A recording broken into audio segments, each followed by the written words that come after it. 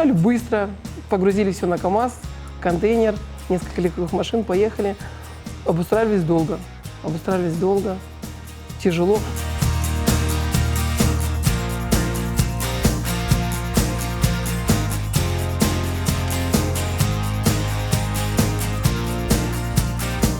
Всю жизнь все связано с этим, как бы зарабатыванием денег, какие-то планы, какие-то проекты, их реализация, как бы все на этом и завязано.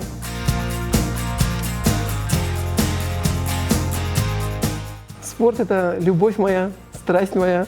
Ну, получается, первый тренер мой Аблемитов, Рифат Аблякимович.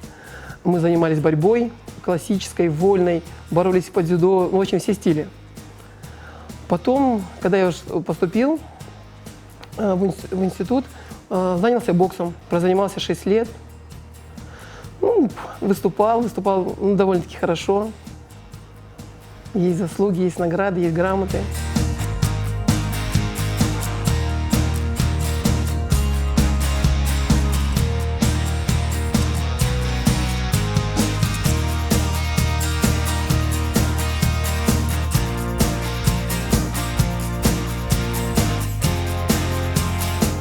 Отделить, например, бизнес от спорта, или как я пришел, например, из спорта в бизнес, я не могу. Потому что спорт у нас такой, получается, и в Украине, и в России, получается, на нем деньги не заработаешь.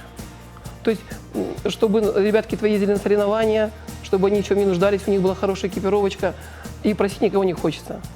Лучше заработать денежку самому, так проще, и, наверное, так и пришел к этому.